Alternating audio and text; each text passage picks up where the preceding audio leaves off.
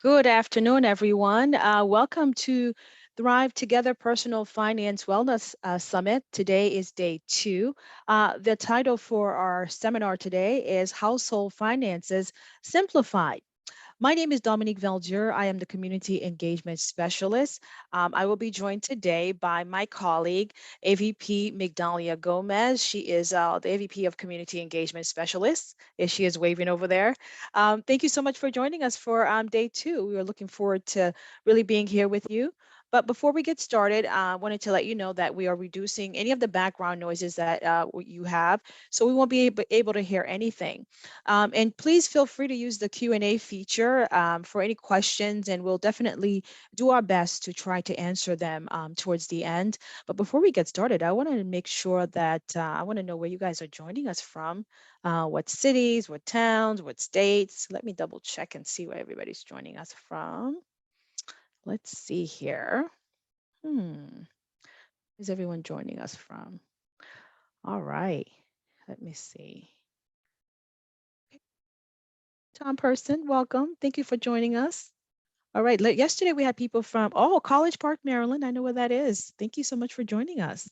We have people from California, Utah. Oh, another Utah person again. Welcome. Thank you. I remember you. Thank you so much for joining us. Another person from Boston. We appreciate you right here in Cambridge. Thank you so much for joining us.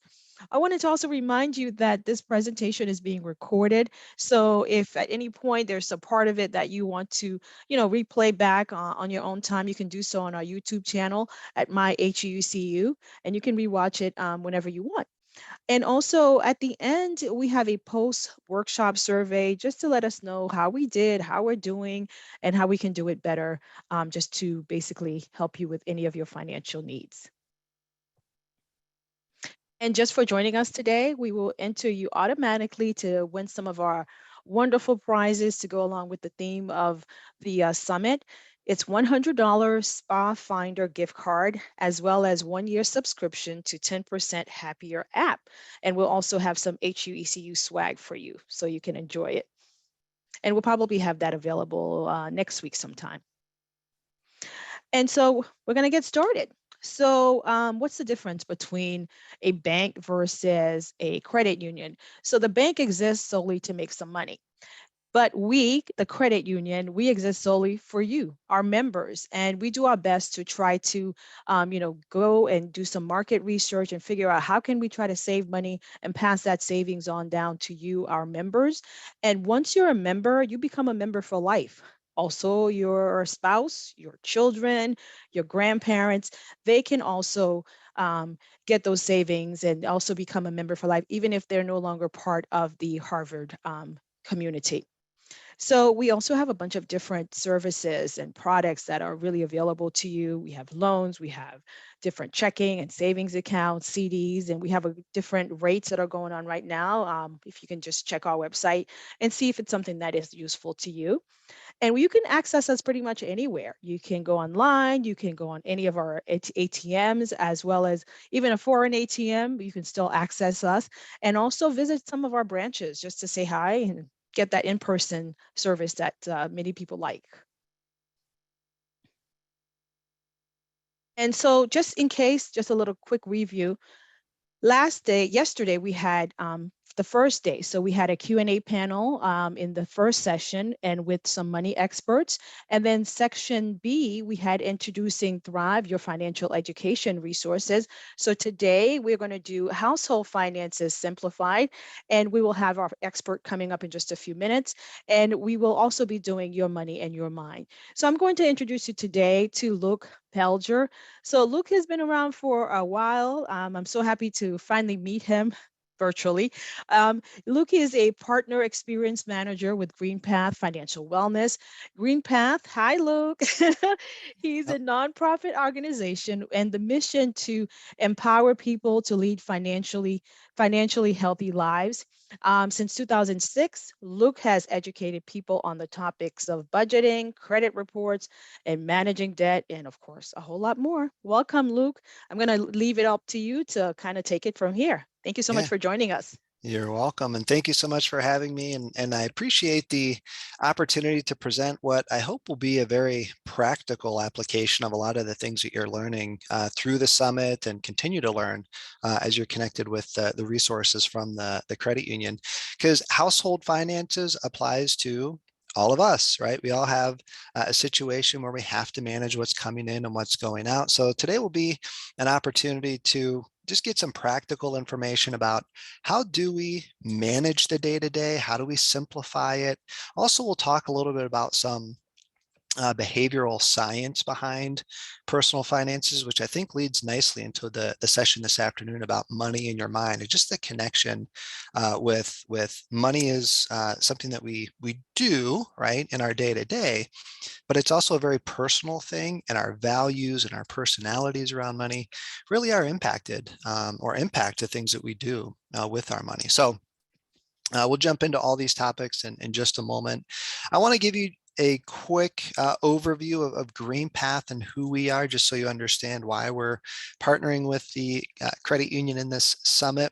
GreenPath is a nonprofit organization, and our mission, as Dominique mentioned, is to empower people to lead financially healthy lives. So we're here for you, those that are part of the credit union's community, to provide financial education and financial counseling. We provide financial assessments where we can look at your budget, talk about your goals, give an action plan. We can do that for free for all of you. We provide housing counseling, both pre-purchase education for home buyers, as well as renter assistance, and also foreclosure mitigation counseling if there are any concerns in a housing situation. And also have information about how to handle debt. So talking about options for handling debt and proactively addressing that.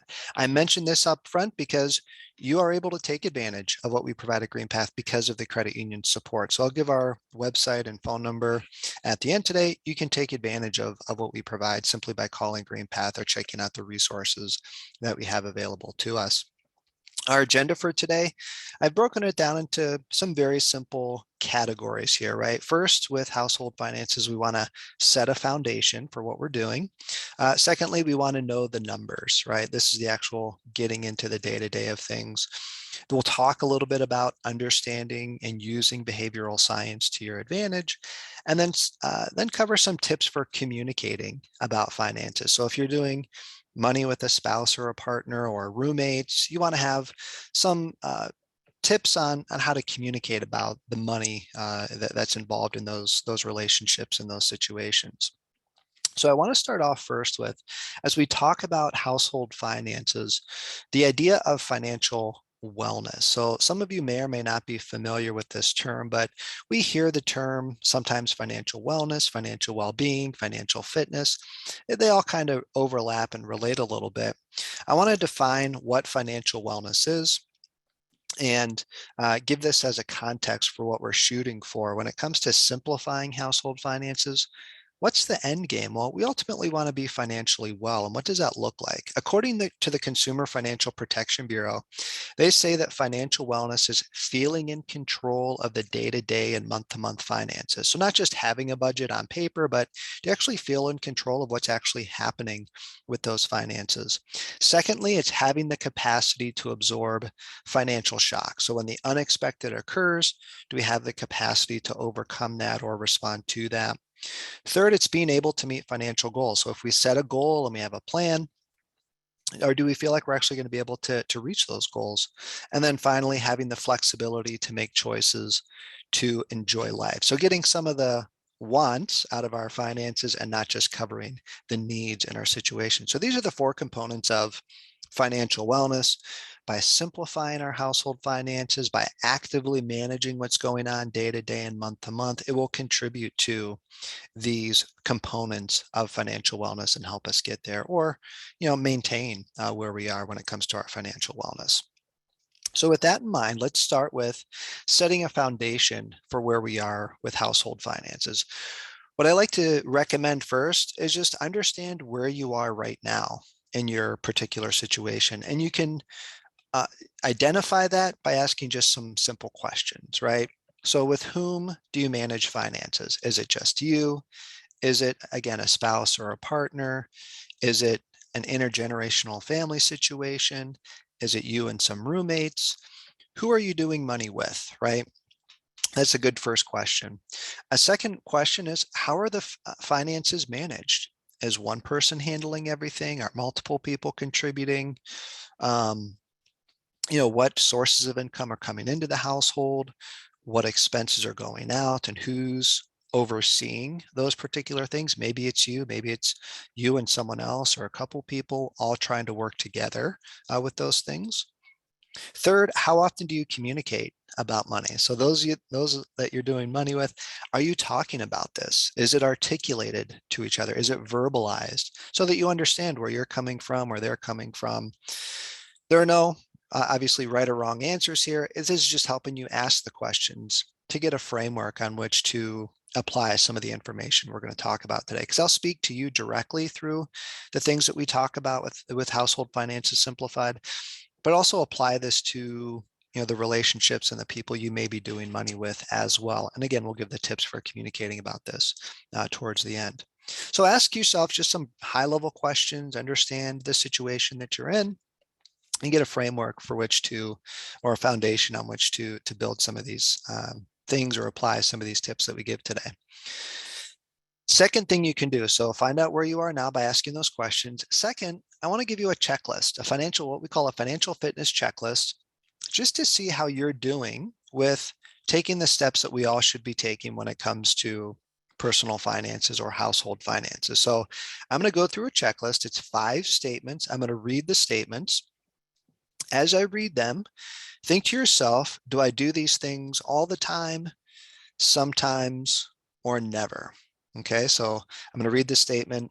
Are we doing these things all the time, sometimes, or never? So statement number 1, I pay the rent or mortgage and utility bills on time. Are we doing that all the time, sometimes, or never? Number 2, I plan ahead for periodic expenses such as taxes and insurance.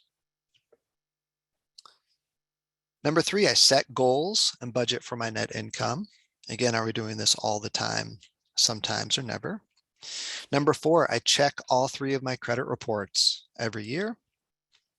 Operative word there, all 3 of my credit reports. If you didn't know, if you have borrowed money and have accounts here in the US, you have typically 3 credit reports where information is being reported regularly. And then number 5, I save a portion of my income every month. And I leave that as a broad term, saving a portion of your income. That could be for retirement, that could be for emergencies. I'll keep it broad so that you can articulate for yourself specifically what saving in a portion of your income may be. Because if you're asking, well, am I saving enough or am I saving a portion? That's helping you create the awareness of where do I need to be saving money and how much. That'll help you get there with that. So these 5 statements, are we doing them all the time, sometimes, or never? Hopefully, as I've gone through this checklist, it does a couple things for you. One, if you're doing these, most of the time or all the time, that's a good reinforcement of continue to do that, right? Congratulations that you're able to do that and continue doing that. Number 2, if you're doing things just some of the time or not regularly, it's a good point to make a note of that and say, hey, that's something I need to start taking a look at and seeing what I can do there. And then third, this can apply, or the reason I share this is doing these things, it's really just the basics of personal finances. Make sure you pay things on time. Make sure you plan for the periodic expenses. Make sure you're budgeting and having some goals. Make sure you're saving. Make sure you're checking your credit. These are things all of us should be doing, no matter what stage of life we're in or how much experience we have. This is something we all need to be doing regularly. And if you feel like it's a lot of work, it is. You're not alone. It is a lot of work for all of us. So we'll talk today about simplifying and automating some things to make it a little bit easier. But do know that it is work to manage household finances on an ongoing basis. Someone asked in the Q&A, does this apply to those that receive government benefits as well? The answer is yes.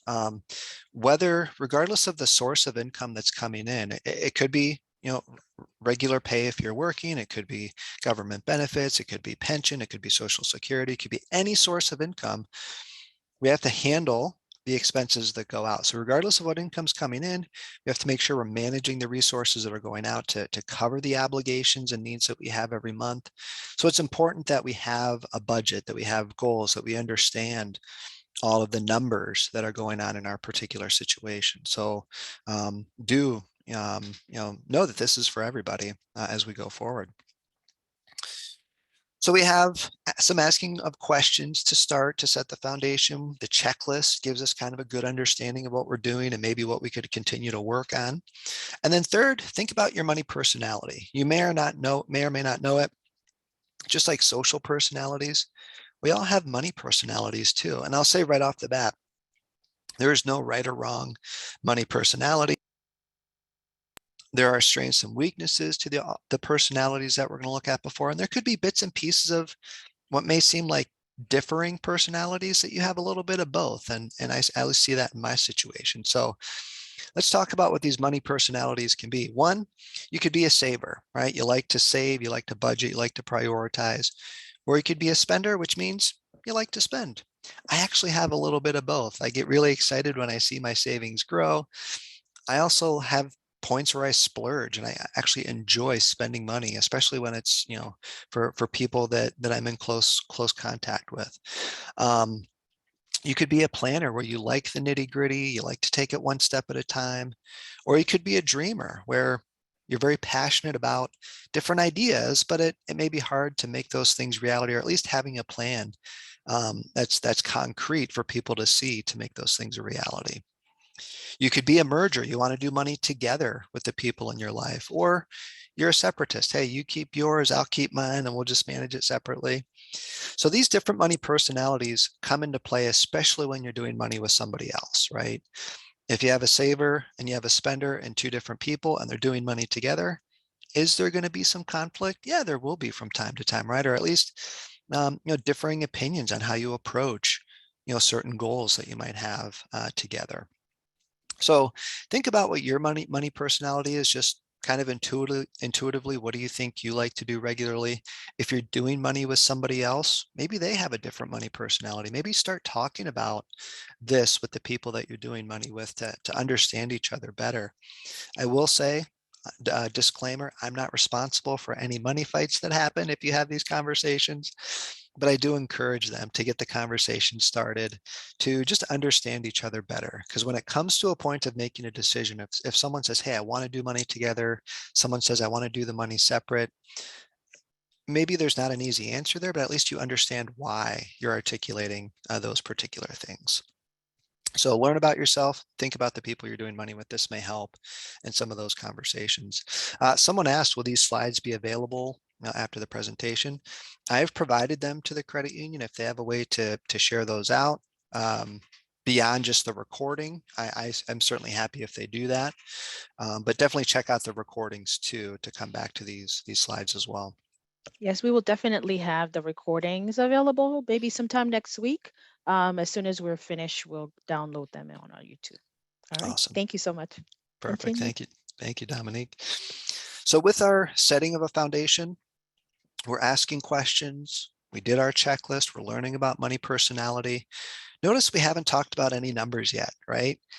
Getting into the numbers is next, but notice this foundation on which we want to build the other things, because this foundation impacts everything that's going to come next, right? So hopefully this gives you a starting point for just understanding where to start thinking about money when it comes to your household. So next we want to know the numbers, and I'm going to go very high level for this. We can get into some detail if you have questions, but really the basics of knowing the numbers is you have to have a budget or a spending plan. It's the same thing, but just different terms to do it. You can call it either or. It's essentially defining for yourself, I have these obligations each month in my household, and this is the income I have to cover these obligations. Does my income cover the obligations? Does it also help me move towards the financial goals that I might have? So you have to have something that's written down, something that you can review. I typically recommend a monthly plan. So looking out at every 30 days or every 4 weeks, if you want to kind of put it on a weekly basis, what do your expenses look like every 4 weeks or every month? What does your income look like every month? And start to compare those two things together. And you have to make sure that you're including all of the income, all of the expenses for which you're responsible, right? So you can decide, does my budget have just me personally, and maybe I have myself and a couple of roommates. Is my budget just for me and the things I'm responsible for? That's what you want to keep a close eye on. But also, if you're doing money with roommates, for example, understand what are their obligations and communicate about that. Hey, we're sharing this utility bill, or whatever it might be. Help them understand that they've got responsibilities too, but make sure that you're covering your responsibilities. So have all the income, all the expenses for which you're responsible, so that you can make sure you're accounting for those things with the decisions that come down the line. So if you've never put together a budget before, or if this is kind of a starting point for you, a budget itself is not a complicated tool. I will say, I won't hide the ball on this. Budgeting is simple. Being a person doing budgeting is the hard part, right? We're all people. We all have different values and different wants and desires and needs. The hard part of sticking to our budget or following the budget is the hard part. But the basics of budgeting is very straightforward. So here's an example of a budget. And this mirrors pretty closely. It's kind of a generalized picture of what actually my family does with our budget. We just list out all the expenses that are there, right? So we have fixed expenses like the mortgage, for example, or maybe in your case, it's rent. It's the same amount every month. It's not changing. So that's always locked in right off the top when it comes to your budget. Then you have what are called variable expenses. Variable expenses are um, things like gasoline, groceries are always there, but they change, right? Utilities, fall into this. So they're always there. So you have to account for that item every month. We also have to make adjustments along the way or take averages, based on what the spending might be in those particular categories. So those are always there. Then you have periodic expenses like life insurance, car insurance.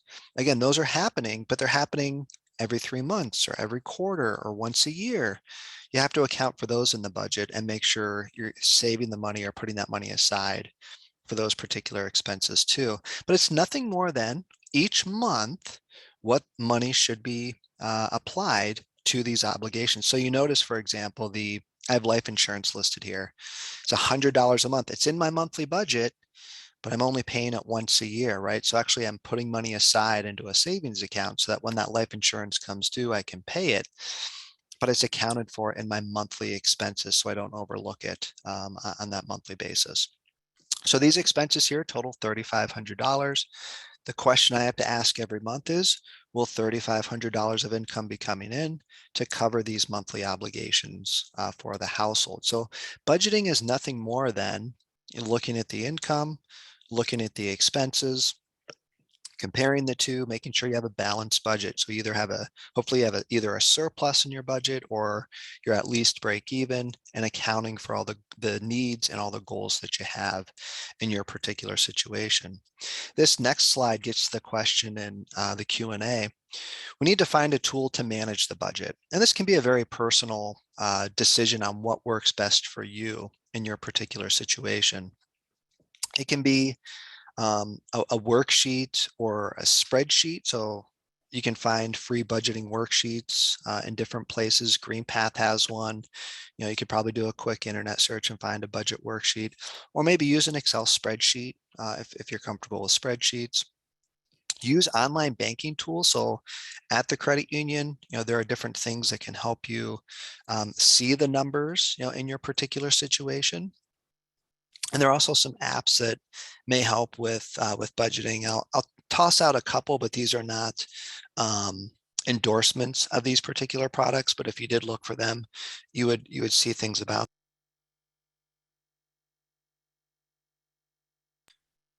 So for example, some people recommend mint.com, M-I-N-T, mint.com. It's a free app, but do know it's free because you're giving them your information. When you sign up, you're essentially agreeing to give them all your information so that companies can solicit to you or offer products to you. There's also You Need a Budget, YNAB, You Need a Budget. That costs a few dollars a month for that tool. I've heard good things about that. It's up to you on what tool you want to use. The credit union put into chat. They have free budgeting worksheet on the website. So check the chat for the free budgeting tools that they have there. So whatever tool you want to use, I'll say for me, we actually use a spreadsheet. That screenshot I gave you of our budget, we just have that in a spreadsheet so we can total it up each month. It also allows us to easily make some adjustments. It works for us because we've been budgeting so long. We know our habits, we know our spending, cycles. And so that works well for us just to track what the obligations are. And we're pretty close sticking to it in how we review the numbers on a regular basis. So the apps though, apps and online banking, those are nice for if you want to see in the moment what's going on. That gives you a nice timely view of the numbers that you may not get with a spreadsheet or a worksheet. So it's up to you to determine what tool that is. Really what you're looking to do is you use the budget tool or you use the worksheet or the spreadsheet to identify what your obligations are. And then you use the tool or you do some manual work just to track your spending. Hey, my grocery bill I set as $150 this week. Did I stick to it, right? So you can check your spending on your debit card or your credit card, or check the transactions on your online banking to make sure it's stuck within or it stayed within that particular amount. And you're just doing that across the categories each month to make sure it all fits within those parameters. So you're using the tool to manage and track the spending to make sure it aligns with the plan that you set ahead of time. So the budget is telling you what you should do for the next 30 days. It's helpful to look back sometimes, but you're using your budget to look forward the next 30 days and set that plan and then track to make sure you're sticking to it.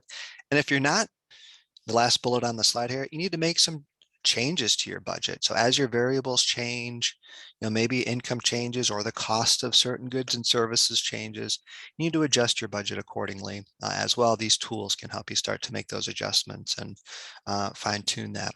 Again, in chat, Migdalia put information about having access to the online banking budget tool. So do check that out as a resource you can take advantage of, especially in regards to this slide here.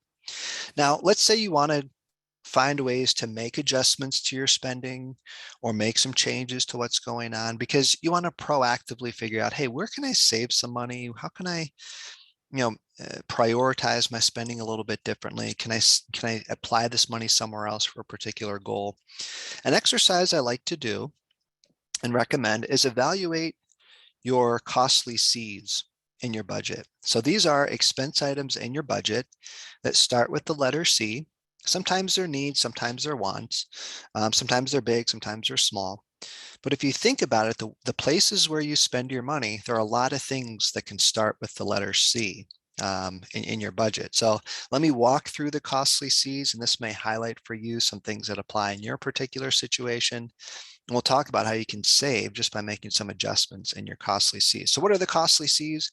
These are things like coffee, cell phone, cable, car, carry out for food, cigarettes, clothes, children, children again, they're that expensive.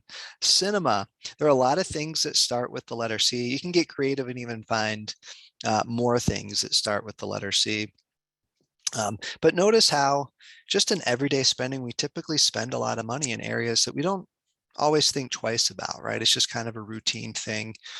But what if we can take some of these costly C's, get a little bit smarter about them? So maybe cable, we can, go to a streaming service that's cheaper or something along those lines. Or with my cell phone, can I get a new plan that saves me $10 or $15 a month? Those things start to add up over time. Let's take one costly C, that of carryouts. Let's say lunch or dinner, you're grabbing that somewhat regularly to, as the day is going on to get a meal. Let's say someone spends $7.50 a day on carryout. They do it 5 times a week. For ease of number crunching, we'll say there's 4 weeks in a month. That's $1,800 over the course of a year for that $7.50 a day, 5 times a week. Now, instead of cutting that out completely, right? Maybe it's not realistic to cut some of these costly C's out completely. What if we just fine tune them a little bit? So instead of 5 days a week, what if we switch it to 3 days a week? So instead of $37.50 a week, it's now $22.50 a week. That's $90 a month. That's $1,080 over the course of the year, a savings of $720 a year. So one costly C, small tweak, we get a little bit proactive about making some adjustments to the spending, we save $720. So apply that along with changes to the cable or the cell phone or other things that can start to add up pretty quickly. We can use those dollars to save. We can use those dollars to pay down debt. It can really start to make an adjustment. So take some time, evaluate your spending. Take a critical eye sometimes to look at it, make those adjustments and rework your budget to apply the money in those appropriate places. Part of knowing your numbers is also knowing that you have to save. All the financial goals that we have a savings component. So make sure you're paying yourself first, just like you're, making sure your rent or mortgage gets paid right away. The way that we pay taxes, right? They pull it out before it comes to you because they know if it gets to you, you might spend it before you pay it, to the government. So do the same with your savings, right? It's a good practice to get the money out of your hands. So build it into your budget as part of your plan. And make sure that you have a plan to save for emergencies. What's an emergency? Something you can't expect, right? This is not a periodic expense like, car insurance. We know that's going to happen. That's not an emergency. But an accident with the car is an emergency, right? We can't plan for that. And typically there's at the very least a deductible, right? So saving for emergencies, have some money set aside for these emergencies. If you don't have an idea of what to save, first goal for emergencies, save enough to cover the deductible on the car insurance, on the health insurance, or home insurance claim. Save enough to cover that deductible. After that, can you save 1 month of expenses? Maybe just have a little bit of a cushion. Most experts say you want 3 to 6 months of expenses saved for emergencies. The problem with that, that's a lot of money for all of us. So it's going to take some time to get there if we ever get there. But can we get 1 month saved? Maybe two, maybe that helps us sleep a little bit better at night. Just make sure you have something for emergencies and are keeping that goal in mind for that. And then also save for future goals and expenses, right? So these are things like the periodic expenses, life insurance, car insurance, back to school expenses for the kids. Maybe you want something nice like a vacation or some upgrades on something. Make that a goal and set that aside in what we call sinking funds. Well, we don't, everybody calls it sinking funds, but these are funds where you set the money aside periodically for expenses you either need or you want to cover sometime in the future. So you could use savings accounts to do this. Maybe perhaps in chat, you can tell me, Migdalia, in chat, if there are sub accounts you could create for different expenses or different club accounts to save for some of these sinking funds and just distribute the dollars appropriately. So this is what we do in my household. We have a portion of the money each month that's identified for different savings goals. So we have a little bit adding to our emergency fund. We have a little bit going to a fund we call car/maintenance, which is big repairs on the car. But if we don't use that, that now becomes part of a down payment for a replacement car. Then we have house upgrades, which is new piece of furniture, some paint. Then we have home maintenance, which is appliance breaks down, repair on the home. We're separating all these out so that the money's going into these sinking funds. When these things come due or when these things occur, we've got some money there to apply to these particular expenses. So consider that. Make sure emergencies are covered first. And then once you've done that, consider where can I create sinking funds to plan for some of the unexpected things or some of the things I know they're going to occur. But I want to plan for that now as I look forward in my situation. So to know the numbers, we have to have that budget. We have to manage it. We need to make sure there's savings built in. We also have to proactively manage debt. So what are some of the things we can do with proactively managing debt? Well, number one, pay more than the minimum payment. So where you have debts, maybe it's credit cards, maybe it's student loans, maybe it's other items, a car loan. If you pay more than the minimum payment, it's going to pay off more quickly and save you interest in the process for those particular items. With paying more than the minimum payment, let's say you have, for example, a couple credit cards. You're not quite sure where to apply that extra money that you have. You can do what's called a debt snowball. A debt snowball is you organize the debts from smallest balance to largest balance.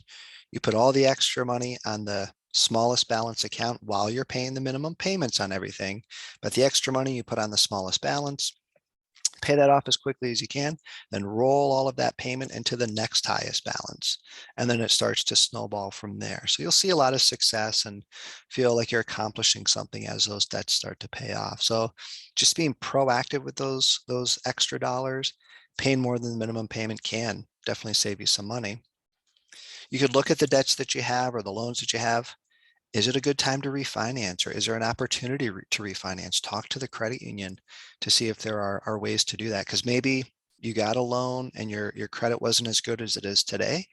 Maybe you can get a better interest rate by refinancing. Or third, maybe you can get a consolidation loan to consolidate the debt, put it all into one consolidation loan and pay that down. That might make it a little bit easier for you. And then if none of those things have worked, or if you're just not quite sure if those things are going to be the solution for you, there is a tool called a debt management plan that GreenPath offers, other good credit counseling organizations offer, which is designed to make sure you're paying your debts each month, but getting some help from the creditors in the process. So trying to get a lower rate, a lower payment, still paying off the debt in full, but helping you now with some concessions that pay off the debt in a timely fashion in the future. With all these options, there are pros and cons, potentially different costs you have to consider.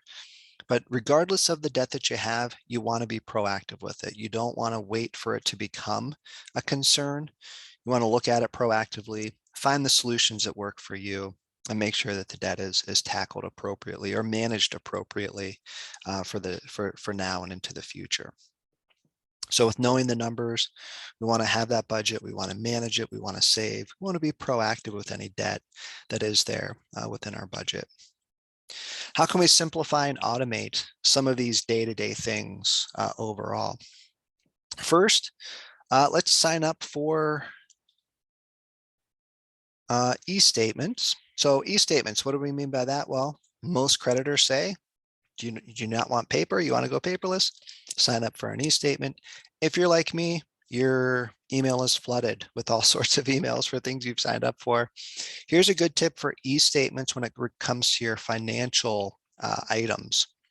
Create an email address that's just for your financial items. I'm going to make this up. I don't have this actual email, so don't try to spam me. Luke's eStatements@gmail.com, right? That could be my email address for the stuff at my credit union, my investment accounts, all those things. When those e-statements come in, they come right into that one inbox that's only for my e-statements. And then I have a folder for each company that I'm working with. And I just drop that e-statement after I review it into the appropriate folder. They're all saved right there and organized right in that particular email. So that can make life a little easier for if you don't like all the paper. Getting those e-statements can really simplify the management of those documents and save those documents for the future as needed.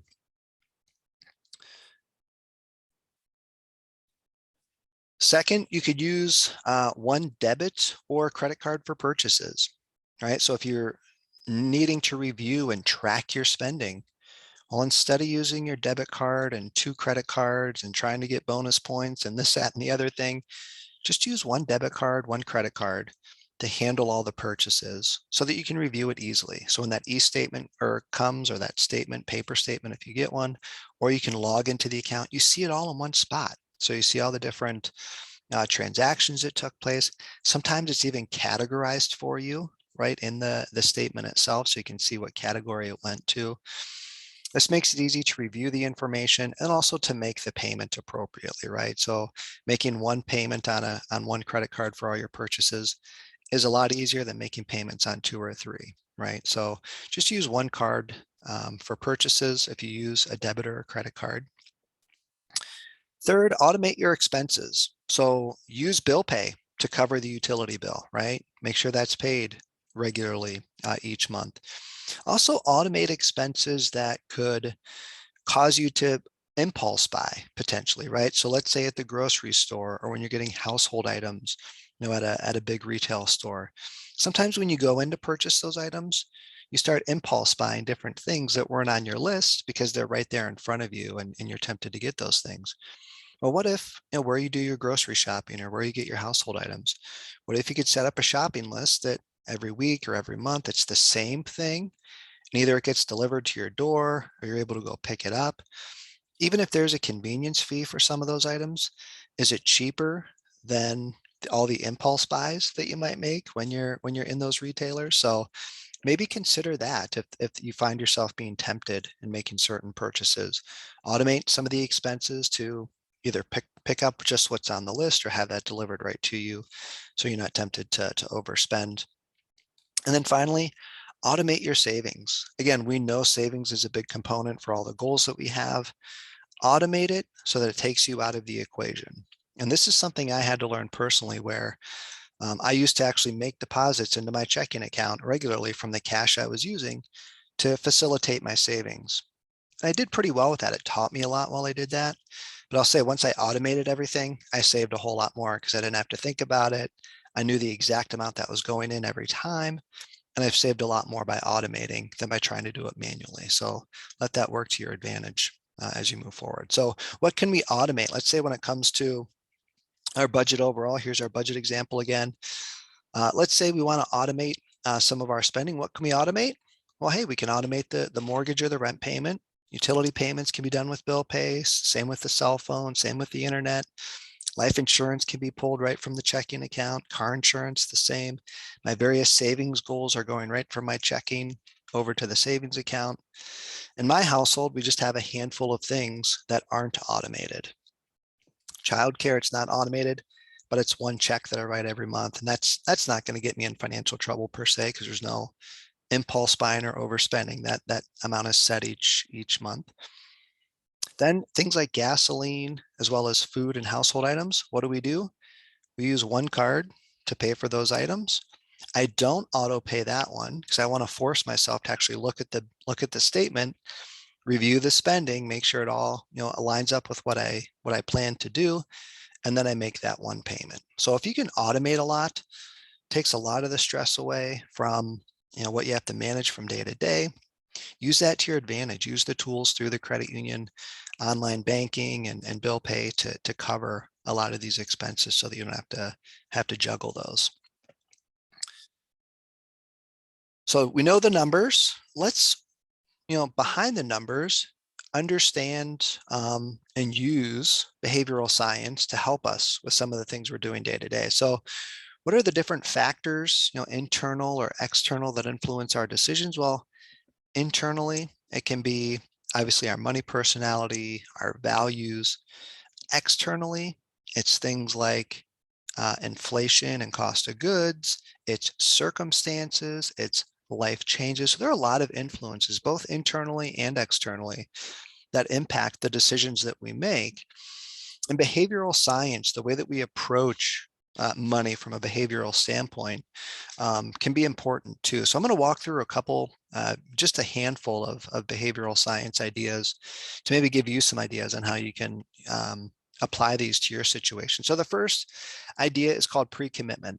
And this is where you set up consequences or roadblocks to keep yourself on track. So these are temptation busters, right? So let's say, for example, you want to eat more healthy, right? Well, what's a pre-commitment? I'm going to make sure all the junk food is out of the house, and my home and fridge are just stocked with the things I want to eat, right? So when you're tempted to go get something you don't want to splurge on, it's not there in the house, right? It's already been that temptation buster has already been put into place. We can do this financially too. So something I mentioned a moment ago, set up the pre-commitment of automatic savings deduction, right over to the savings account or right over to the retirement account. Make sure that's being taken care of. Same with setting up automatic payments on things, right? So this is a pre-commitment to make sure all those things are paid. Or use cash or prepaid cards.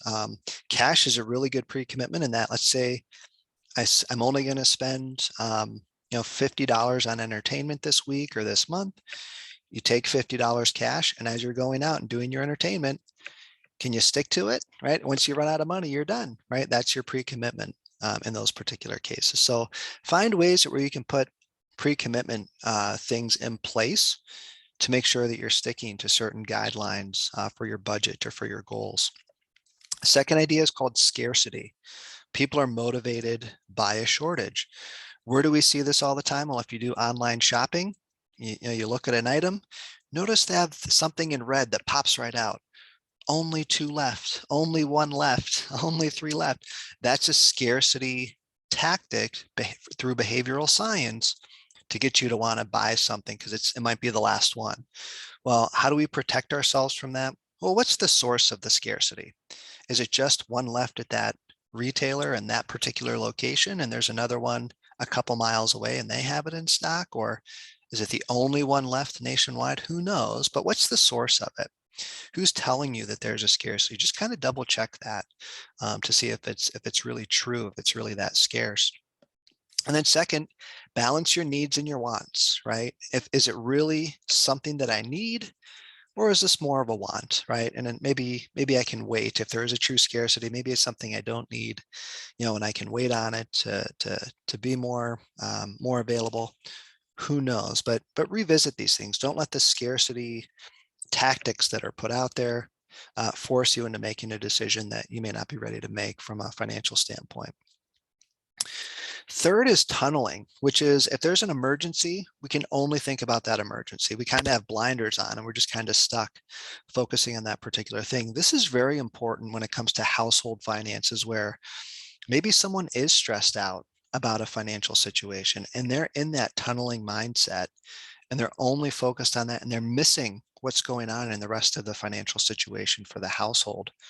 It's important to pull someone out of that tunneling mindset or to kind of remove them from that a little bit to remove the stressors that come with that. So if there is a tunneling situation, do your best to see the big picture, right? Is this truly an emergency? What's the priority on it?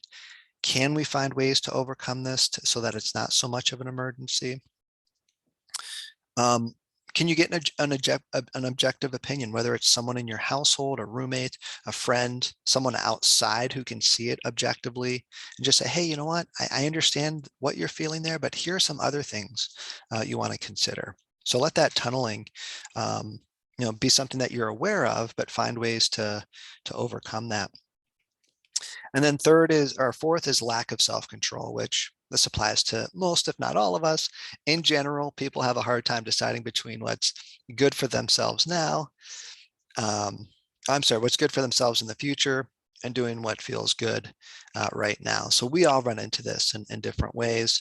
What can we do? Well, number one, change your habits, right? Let's say, every Saturday or someday on the weekend, that's your time to go run errands, right? And pick up the food and household items. And while you're out, you pick up a coffee or pick up a meal, and that's just kind of your habit. Well, what if we change that routine, which helped us avoid picking up that meal when we want to save that money for something else, right? The costly C that we talked about, that carry out. Can we change our habits, change our routines to avoid that? Can we set up pre-commitment safeguards? So what's a good safeguard? Let's say you like to buy things online, right? But it's a temptation to overspend. Well, a pre-commitment could be, I'm going to remove my payment information from that retailer's website. I'm not going to save my credit card or debit card information. I'm going to remove it so that each time I purchase something, I have to type in all the numbers. And maybe just the time it takes to get the card, to type in the numbers, maybe that's enough time to help you avoid or think more about that purchase and whether or not you really need it, right? So you can start to think about pre-commitment safeguards you can put into place. Or using, again, cash or prepaid cards to kind of set that safeguard from the overspending. So with these, different behavioral science themes, hopefully this gives you some things to look for. And as reminded in the chat, the 1 o'clock regarding mental health and finances really can tie in very closely with this. Hopefully this gives you a nice primer for that session. Some tips for communicating about finances. Discuss goals with those that you're doing finances with. Understand what the goals are for each other and what you're doing together.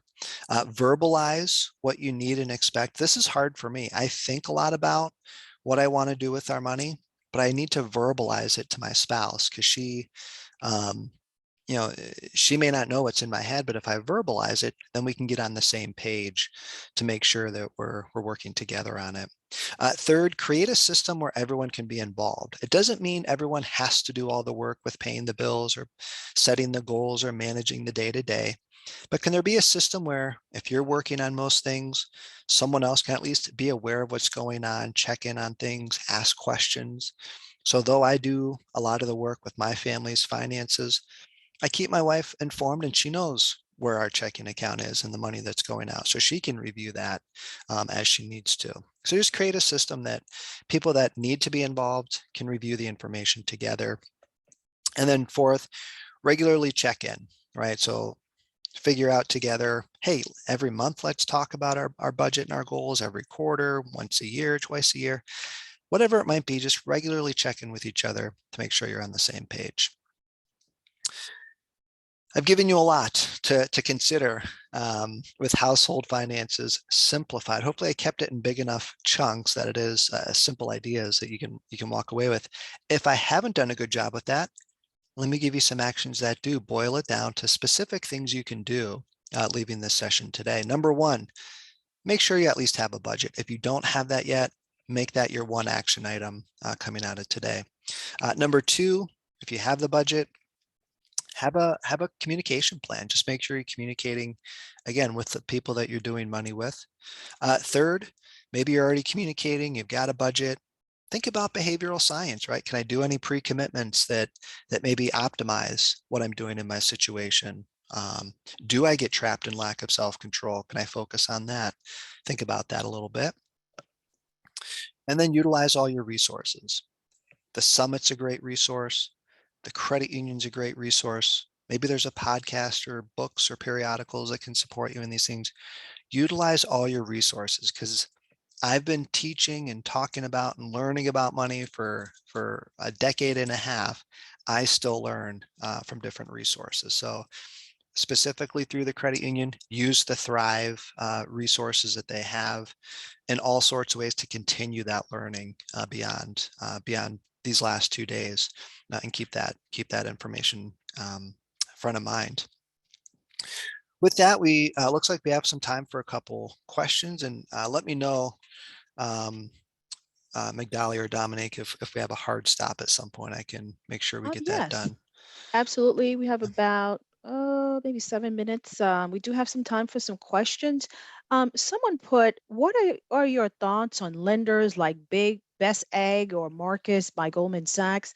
And if we were not approved for a debt consolidation loan in one place, is it not a good idea to apply again elsewhere?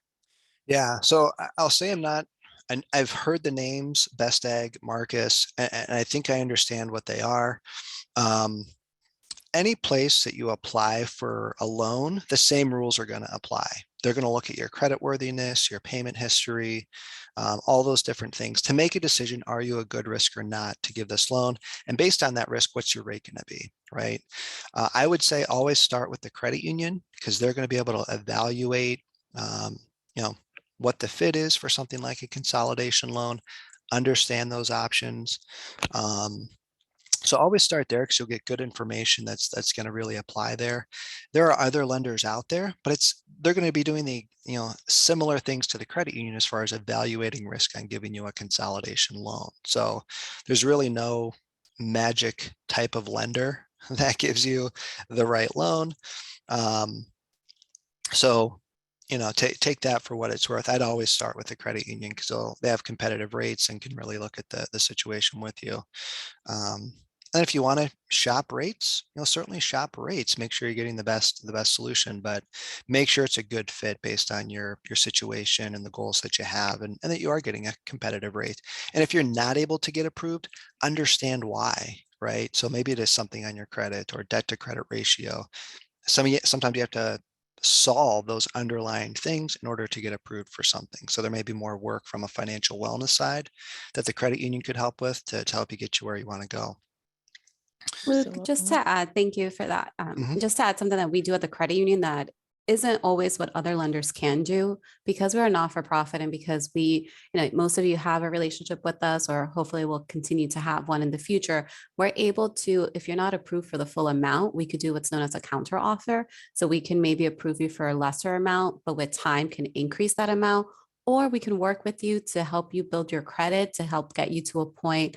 We can work with you, have you contact GreenPath so that you can get to a point that you can be approved. So definitely consider applying with us or just giving us a call if you have any concerns, especially if you think you may not be approved, because 9 times out of 10, we will do something so that you can have access to the financial funds that you need to make your financial situation better. Yeah, thank you, Migdalia. Good additional information there on understanding the benefits of credit union membership. Um, as we're One finishing out the, more. Go yep, ahead. I'm sorry. Go ahead, Luke. I was going to say, as we're finishing out the questions, if any of you want to put into the chat any I likes or I wills, these are very helpful just to get feedback for what you liked about today, anything you might do in response to the information today. It's good for others to see how we might activate on the information. So we'll keep an eye on those. Just type I like and then finish the sentence, or I will finish the sentence, and put that into the Q&A. Um, Yeah. question came through, two that came through that I think I can answer pretty quickly here. Budgeting apps that might be helpful. First, check with, again, the credit union and the online banking and budgeting tool. Start there, make sure you check that out. Outside of the credit union, ones I've heard of are, again, mint.com, as well as You Need a Budget. They have an app that does have a cost to it. So those might be worth considering. And then there's a question about how can the credit union help someone that collects SSDI.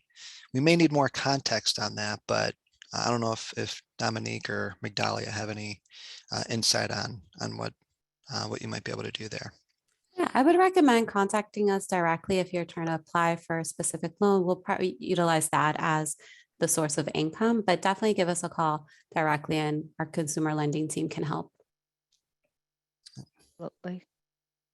Just thank you so much, Luke. We really appreciate you coming here today. That was very helpful. Hopefully, a lot of you found the information useful for just your financial needs. And I wanted to remind you that we have a survey, just a few minutes of your time to take, and that's at huecu.org/survey. And if you wanted to kind of review any of the things that Luke had today or presented today, we'll have that up on our YouTube channel, probably the beginning of next week. And that's at my HUECU on YouTube, and you can view it at your convenience. And we look so forward to, also joining us for the second part of our session, and that's at 1 p.m. Eastern Time. So stick around for some of you who have the time. If not, again, we'll have it recorded so that you can have an opportunity to look at that. And just wanted to remind you our presentation today. Thank you again, Luke. Our presentation today is for educational purposes, and we want to just have you take the next step to reach out to your personal financial advisor just to help you meet some of your needs. And we wanted to let you know that we'll email any of the recordings for next week, and we'll let you know who any of our raffle prize winners are, and we'll pick them out maybe later on this afternoon. And stay in touch with us, of course, at huecu@harvard.edu if you wanted to email us, or huecu.org, and any of our socials, which is Instagram, Facebook, Twitter, and LinkedIn. And we will, that's a good way to get in touch with us at my HUECU. And we'll have our next session coming up, and that is at 1 p.m. Eastern Time, and that is Your Money and Your Mind. This is a great continuation of our Thrive Together Personal Finance Wellness Summit. We'll take maybe just about 2-3 minute break or so, just to run and get some water if you need to use the restroom or anything like that, so that we can continue on. And we are so grateful and happy that you guys are here to join us. And we'll be back in just a few moments, about 3 minutes or so. Thank you so much again for joining us today as well as yesterday. So section 2 is coming up in just a little bit.